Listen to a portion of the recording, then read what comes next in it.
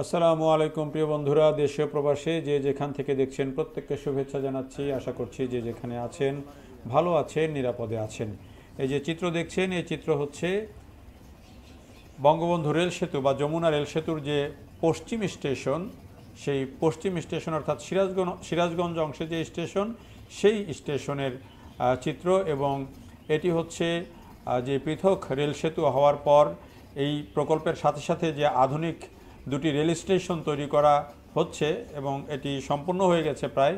পূর্ব station এবং পশ্চিম station, সেতুর পূর্ব এবং পশ্চিম। তার পূর্ব স্টেশনের ভিডিওটা আপনাদেরকে আমরা আগে দেখিয়েছি। এটি হচ্ছে পশ্চিম স্টেশনের চিত্র এবং আমরা ধীরে ধীরে সেতু থেকে বেরিয়ে এই যে পশ্চিম স্টেশনের দিকে ঢুকছি এবং এই সেতুটিও কিন্তু একেবারে পূর্ব স্টেশনটি যেমন সেই পূর্ব স্টেশনের মতোই ডিজাইন, এর প্ল্যাটফর্মগুলো থেকে শুরু করে অন্য ডিজাইন সবই কিন্তু পূর্ব স্টেশনের মতো। কিন্তু পূর্ব স্টেশনটা অনেক লম্বা এবং ওইটা স্ট্রেট ছিল না, একটু কিছুটা হলেও এটা বাঁকা আছে, কিন্তু এইটা একেবারে স্ট্রেট।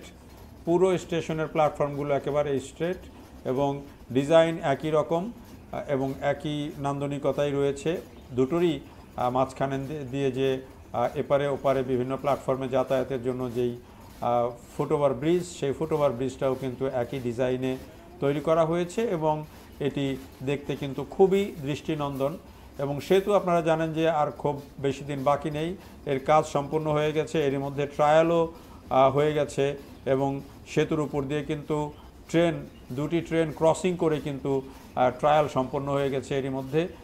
ফলে এই সেতুটির শতভাগ কাজ প্রায় শেষ, মানে 99%-এরও বেশি কাজ শেষ হয়ে গেছে। এখন উদ্বোধনের দিনক্ষণ ঠিক হলেই কিন্তু পৃথক যে রেল সেতু, সেই সেতু দিয়ে যমুনার বুক চিরে 120 কিলোমিটার গতিতে ট্রেন চলার কথা। যদিও শুরুতে 120 কিলোমিটার গতিতে চলবে না। এই স্টেশন দুটি সম্পূর্ণ হয়ে গেলেও কিন্তু স্টেশন দুটির যে অটোমেশনের যে কাজ, যে আধুনিক প্রযুক্তি এখানে থাকবে টিকিটিং সহ অন্যান্য সুবিধার জন্য, সেগুলো সম্পন্ন হতে আরও কিছুটা সময় লাগবে, মার্চ এপ্রিল পর্যন্ত সময় লাগবে। এ কারণে এখন হয়তো পূর্ণ গতিতে ট্রেন চলবে না। যতটুকু জানা যায় যে অন্তত 100 কিলোমিটার গতিতে ট্রেন চলতে পারবে। তো এটি খুবই আশার কথা। এখন কিন্তু সেতুতে 20 মিনিটেরও বেশি সময় লাগে সেতু পার হতে, বর্তমান যে অবস্থা।